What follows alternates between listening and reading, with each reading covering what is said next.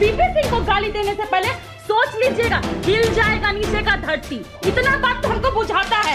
बहुत बेशरम है आप। Why do you get personal? इस तरह के शब्द क्यों यूज करती हैं? अगर आपके जैसे जातिवादी व्यक्ति होते ना तो बराबर में बैठने नहीं देते हमको। मैं आपको मैम मैम करके बात कर रहा हूँ, please don't do this. Audio down, thank you very much, relax please, don't do this.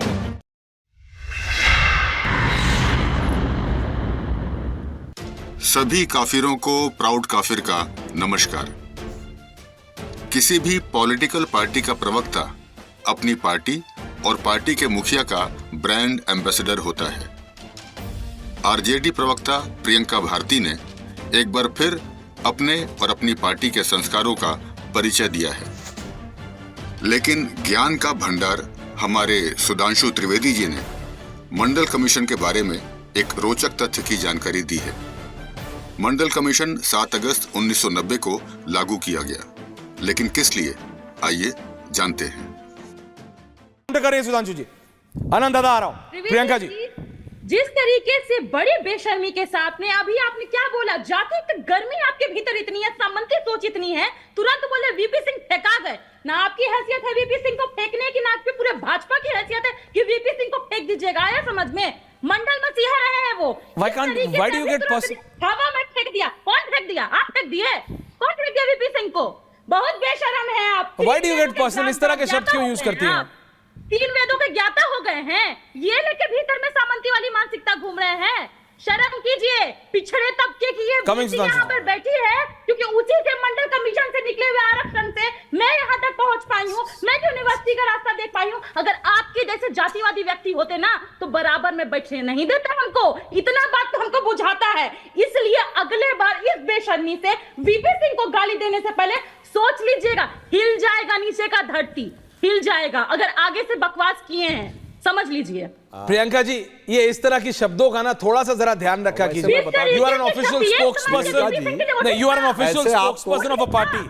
बकवास नहीं। Priyanka ji please relax. उन्होंने कोई पर्सनल कमेंट नहीं किया आपके। इनको प्लीज डोंट डू दिस। आपा नहीं खोना चाहिए। Priyanka ji please don't do this. ये अभी हमें जवाब मैं आपको मैम मैम करके बात कर रहा हूं, please don't do this. Audio down, thank you very much, relax please, don't do this. Priyanka ji, क्या ये उंगली उठा उठा के आप ऐसे आप खुद ही बोलेंगे? सुनिए, रिलैक्स। इनको आवेश में नहीं आना चाहिए। प्रियंका जी अब कान खोल के सुनिए।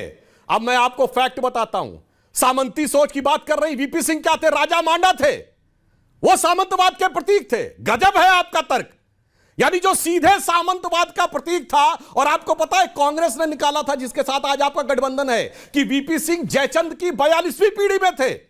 यह राजीव गांधी की कांग्रेस ने प्रचार किया था कि वीपी सिंह जयचंद की 42वीं पीढ़ी में थे। मैं नहीं कह रहा हूं। और अब बताता हूं, जो आपने कहा वीपी सिंह मंडल इसलिए नहीं लाए थे कि जिस उनको पिछड़ों का कल्याण करना था। मंडल की डेट याद करिए, ज्यादा आवेशित मत होइए। 7 अगस्त 1990 को मंडल लागू किया गया।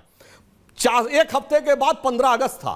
शरद यादव ने एक किताब में, जी आपका ऑडियो नहीं जा रहा है, रिलैक्स। यादव का स्टेटमेंट है एक पत्रकार की लिखी किताब में, जिसमें उसने यह बात कही है उन्होंने कि वीपी सिंह 15 अगस्त को अनाउंस कर सकते थे लाल किले की प्राचीर से, मगर उन्होंने इसलिए अनाउंस किया क्योंकि 9 अगस्त को देवीलाल की रैली थी और जनता दल टूटने वाला था।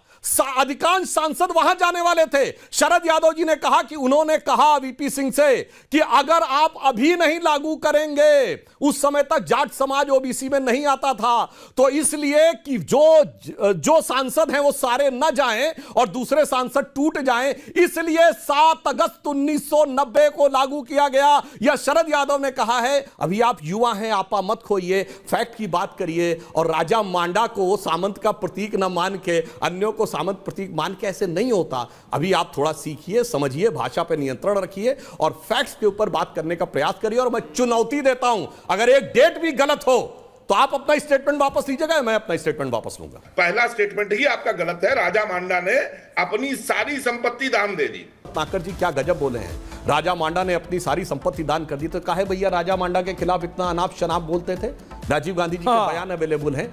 वीपी सिंह जी के बारे में कांग्रेस के नेता क्या क्या नहीं बोले थे, उनको गद्दार, जयचंद, जाने क्या क्या बोलते थे, आज ये बोलने लगे। ये जो आप लोग पलट जाते हैं ना, यही समस्या है आपके साथ। ये एक दिन में 2 बार पलट जाते हैं। मैं चाहता हूं, सन 97 में गुजरात की सरकार इसलिए गिरी कि कांग्रेस ने आरोप लगाया कि जैन कमीशन की रिपोर्ट में डीएमके के नेताओं का राजीव गांधी की हत्या में संलिप्तता है और डीएमके के साथ बने हुए हैं।